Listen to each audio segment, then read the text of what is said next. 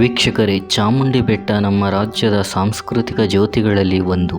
ನಿಮ್ಮಲ್ಲಿ ಹೆಚ್ಚಿನವರು ಚಾಮುಂಡಿ ಬೆಟ್ಟಕ್ಕೆ ಭೇಟಿಯನ್ನು ಕೊಟ್ಟು ಅದರ ಮನಮೋಹಕ ಸೌಂದರ್ಯವನ್ನು ಆಸ್ವಾದಿಸಿನೇ ಬಂದಿರ್ತೀರಿ. ನಿತ್ಯ ಇಲ್ಲಿಗೆ ಸಾವಿರಾರು ಸಂಖ್ಯೆ ಜನ ಭೇಟಿ ಕೊಡ್ತಾರೆ. ಮೈಸೂರಿಗೆ ಬರೋರು ಯಾರೇ ಆಗಿರಲಿ, ಚಾಮುಂಡಿ ಬೆಟ್ಟವನ್ನು ವೀಕ್ಷಣೆ ಮಾಡದೇ ಹೋದರೆ ಅವರ ಜರ್ನಿ ಅಪೂರ್ಣ ಅಂತಲೇ ಅರ್ಥ. ಮೈಸೂರಿಗೆ ಬರುವ ಪ್ರತಿಯೊಬ್ಬರೂ ಕೂಡ ತಪ್ಪದೇ ನೋಡುವ ಸ್ಥಳ ಅಂದರೆ ಅದು ನಿಶ್ಚಿತವಾಗಿ ಚಾಮುಂಡಿ ಬೆಟ್ಟ. ಈ ಕ್ಷೇತ್ರಕ್ಕೆ ಧಾರ್ಮಿಕ, ಆಧ್ಯಾತ್ಮಿಕ, ಪೌರಾಣಿಕ ಹಾಗೂ ಚಾರಿತ್ರಿಕ ಮಹತ್ವ ಸಾಕಷ್ಟಿದೆ. ಮೈಸೂರಿನ ಮೆರುಗು ಹೆಚ್ಚಿಸುವ ಕ್ಷೇತ್ರಗಳಲ್ಲಿ ಚಾಮುಂಡಿ ಬೆಟ್ಟಕ್ಕೆ ಅಗ್ರಸ್ಥಾನವನ್ನು ಕೊಡಲೇಬೇಕು. ಚಾಮುಂಡೇಶ್ವರಿ ದೇವಿಯ ದಿವ್ಯ ಸನ್ನಿಧಾನವಾದಂಥ ಈ ಚಾಮುಂಡಿ ಬೆಟ್ಟದ ಕುರಿತು ನಿಮಗೆ ಗೊತ್ತಿಲ್ಲದ ಕೆಲವು ಆಸಕ್ತಿಕರ ಅಂಶಗಳನ್ನು ಇವತ್ತಿನ ಈ ಒಂದು ವಿಡಿಯೋದಲ್ಲಿ ತಿಳಿತಾ ಹೋಗೋಣ. ವೀಕ್ಷಕರೇ, ಮೊದಲನೆಯದಾಗಿ ಈ ಚಾಮುಂಡಿ ಬೆಟ್ಟ ಮೈಸೂರಿನ ಸೌತ್ ಈಸ್ಟ್ ಕಡೆ ಬರುತ್ತೆ.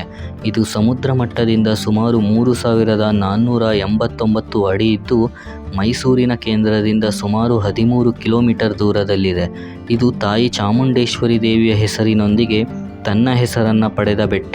ಬೆಂಗಳೂರಿನಿಂದ ನಂದಿ ಬೆಟ್ಟ, ಕೊಡಚಾದ್ರಿ ಬೆಟ್ಟ, ಬಾಬಾ ಬುಡನ್ಗಿರಿ ಹೀಗೆ ರಾಜ್ಯದ ಪ್ರಮುಖ ಪ್ರೇಕ್ಷಣೀಯ ಬೆಟ್ಟಗಳಲ್ಲಿ ಈ ಮೈಸೂರಿನ ಚಾಮುಂಡಿ ಬೆಟ್ಟಕ್ಕೆ ಮೊದಲ ಸ್ಥಾನ ಇದೆ. ಇಲ್ಲಿ ತಾಯಿ ಚಾಮುಂಡಿಯನ್ನು ದುರ್ಗೆ ಎಂದು, ನಾಡದೇವಿ ಅಂತಲೂ ಕೂಡ ಕರೆಯಲಾಗುತ್ತೆ. ಇನ್ನು ಎರಡನೆಯದು ಇತಿಹಾಸದ ಬಗ್ಗೆ. ಈ ಮುನ್ನ ಬೆಟ್ಟಕ್ಕೆ ಮಹಾಬಲಚಲ ಅಥವಾ ಮಹಾಬಲ ಬೆಟ್ಟ ಅಂತಲೇ ಕರೀತಾ ಇದ್ರು. ಹಿಂದೂ ಪುರಾಣಗಳಲ್ಲಿ ಮೈಸೂರಿನಲ್ಲಿ ಸಿಕ್ಕ ಕೆಲವು ಶಾಸನಗಳಲ್ಲಿ ಬೆಟ್ಟಕ್ಕೆ ಇಲ್ಲಿಂದ ಸುಮಾರು 1000 ವರ್ಷಗಳ ಹಿಂದೆ ಇದೇ ಹೆಸರಿತ್ತಂತೆ. ನಿಮಗೆಲ್ಲ ಗೊತ್ತಿರೋ ಹಾಗೆ ಶಕ್ತಿ ಸ್ವರೂಪಿಯಾದಂಥ ಚಾಮುಂಡೇಶ್ವರಿ ದೇವಿ ಮಹಾ ಅಸುರನಾಗಿದ್ದ ಮಹಿಷಾಸುರನ ವಧಿಸಿ ಇಲ್ಲೇ ನೆಲೆಯಾದ ಮೇಲೆ ಈ ಒಂದು ಸ್ಥಳಕ್ಕೆ ಚಾಮುಂಡಿ ಬೆಟ್ಟ ಅಂತ ಹೆಸರು ಬಂದಿದ್ದು.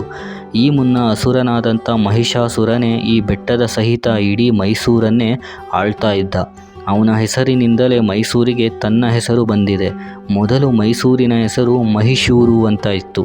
ಮಹಿಷಾಸುರನ ಊರು ಎಂದಿದ್ದ ಈ ಊರು ಕಾಲಕ್ರಮೇಣ ಮೈಸೂರು ಎಂಬ ರೂಪವನ್ನು ಪಡೆಯಿತು. ಇನ್ನು ಮಹಾಬಲಚಲ ಬೆಟ್ಟ ಅವ್ರದೇ ಹೆಸರಲ್ಲಿತ್ತು ಅಂತ ಹೇಳಲಾಗುತ್ತೆ. ಅವರು ವಾಸವಿದ್ದ ಕಾರಣ ಮಹಾಬಲ ಅಂತ ಕರೆಯಲಾಗುತ್ತೆ ಅಂತ ಕೂಡ ವಾದ. ಮಹಿಷಾಸುರನ ವಧಿಸಿದ ಮೇಲೆ ತಾಯಿ ಚಾಮುಂಡೇಶ್ವರಿ ಮಹಿಷಾಸುರಿ ಮರ್ದಿನಿಯಾಗಿ ಹೆಸರಾಗ್ತಾಳೆ. ಬಹುಶಃ ಪುರಾಣದ ಈ ಒಂದು ಘಟನೆ ಇಸವಿ ಕ್ರಿಸ್ತಶಕ ಸುಮಾರು 950ನಲ್ಲಿ ಈ ಘಟನೆ ನಡೆದಿರಬಹುದು ಅಂತ ಇತಿಹಾಸಕಾರರು ಅಭಿಪ್ರಾಯಪಡ್ತಾರೆ. ಅವರು ಹೀಗೆ ಅನುಮಾನಿಸೋದಕ್ಕೆ ಕಾರಣ ಈಗಲೂ ಕೂಡ ಮೈಸೂರಿನ ಕೆಲವು ಬುಡಕಟ್ಟು ಜನಾಂಗದ ಜನರು ಮಹಿಷಾಸುರನನ್ನು ತಮ್ಮ ಪೂರ್ವಜರು ಅಂತ ಆರಾಧಿಸ್ತಾರೆ. ವೀಕ್ಷಕರೇ, ಇನ್ನು ಮೂರನೆಯದಾಗಿ ನಾವು ತಿಳಿಯಬೇಕಾದದ್ದು ಮೈಸೂರಿನ ರಾಜರಿಗೂ ಹಾಗೂ ಈ ಚಾಮುಂಡಿ ಬೆಟ್ಟಕ್ಕೂ ಇರುವ ಗಾಢವಾದ ಸಂಬಂಧ.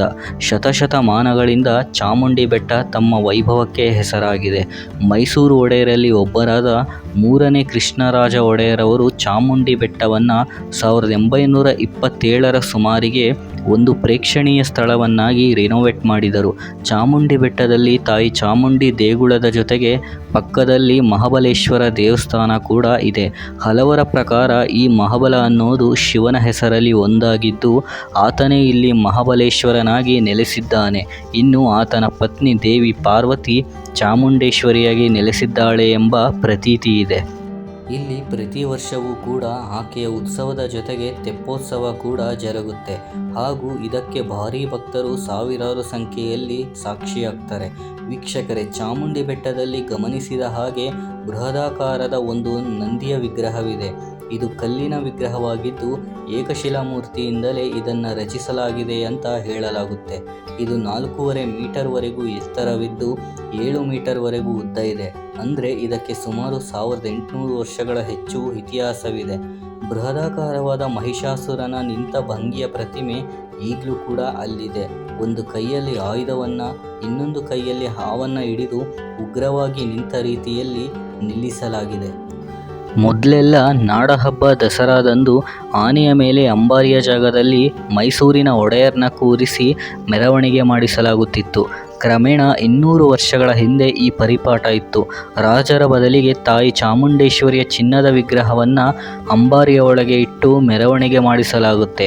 ಆಗೆಲ್ಲ ರಾಜ ಪ್ರತ್ಯಕ್ಷ ದೇವತೆ ಎಂಬ ತತ್ವ ಅನುಸರಣೆಯಲ್ಲಿತ್ತು, ಅಂದರೆ ರಾಜನೇ ಕಣ್ಣಿಗೆ ಕಾಣುವ ದೇವರು ಎಂದು. ಆದರೆ ಕ್ರಮೇಣ ರಾಜತತ್ವ ಮರೆಯಾಗಿ ರಾಜನನ್ನು ಹೊತ್ತುವ ಪದ್ಧತಿ ಕೂಡ ನಿಲ್ತು.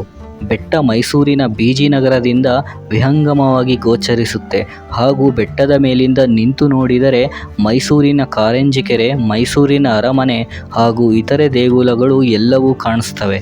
ದೇಶದ 18 ಮಹಾಶಕ್ತಿ ಪೀಠಗಳಲ್ಲಿ ಮೈಸೂರಿನ ಚಾಮುಂಡಿ ಕೂಡ ಒಂದು ಅಂತ ಪರಿಗಣಿಸಲಾಗಿದೆ.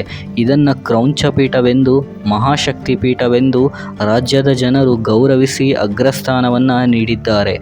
ಇದರ ಚರಿತ್ರೆಯನ್ನು ನೋಡುವುದಾದರೆ, ಮೊದಲ ಬಾರಿಗೆ ಈ ದೇಗುಲದ ಚಿತಸ್ಕೂಟ ದೇಗುಲವನ್ನು ಕ್ರಿಸ್ತಶಕ 12ರ ಸುಮಾರಿನಲ್ಲಿ ರಾಜ್ಯದ ಪ್ರಧಾನ ರಾಜವಂಶರಾದ ಹೊಯ್ಸಳರು ಅರಸರೇ ಕಟ್ಟಿಸಿದ್ದಾರೆ ಎಂದು ಉಲ್ಲೇಖವಿದೆ. ಈ ಚಾಮುಂಡಿ ಬೆಟ್ಟ ಪ್ರಾಚೀನ ಹಿಂದೂ ಸನ್ನಿಧಾನವಾಗಿದ್ದು, ಇಲ್ಲಿ 1008 ಮೆಟ್ಟಿಲುಗಳ ರಚನೆ ಕೂಡ ಇದೆ.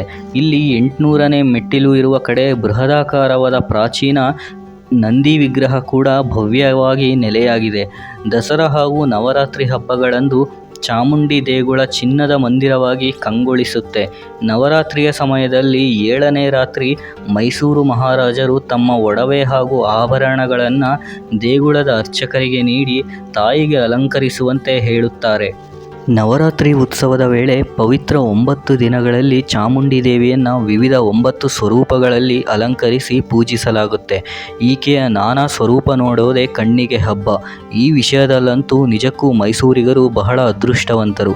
ಈ ದೇವಿಯ ಮಹಾತ್ಮ್ಯ, ಅಂದ ಚಂದ ಕಣ್ತುಂಬಿಕೊಳ್ಳುವ ಸಲುವಾಗಿ ರಾಜ್ಯ ಮಾತ್ರವಲ್ಲದೆ ದೇಶ ವಿದೇಶದಿಂದ ಯಾತ್ರಿಕರು ಸಾವಿರಾರು ಸಂಖ್ಯೆಯಲ್ಲಿ ಹರಿದು ಬರ್ತಾರೆ. ಒಟ್ನಲ್ಲಿ ಚಾಮುಂಡಿ ಬೆಟ್ಟ ರಾಜ್ಯದ ಹಿರಿಮೆ ಹಾಗೂ ಗರಿಮೆಗಳಲ್ಲಿ ಒಂದು. ಇದು ನಾಡಿನ ಹೆಮ್ಮೆಯ ಸಾಂಸ್ಕೃತಿಕ ಸೌಧ.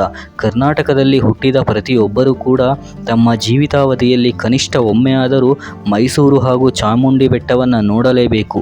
ವೀಕ್ಷಕರೇ, ಇದಿಷ್ಟು ಈ ಒಂದು ವಿಡಿಯೋದ ಮಾಹಿತಿ. ಈ ಒಂದು ವಿಡಿಯೋ ನಿಮಗೆ ಇಷ್ಟ ಆಗಿದ್ರೆ ಸಬ್ಸ್ಕ್ರೈಬ್ ಮಾಡಿ. ಧನ್ಯವಾದ.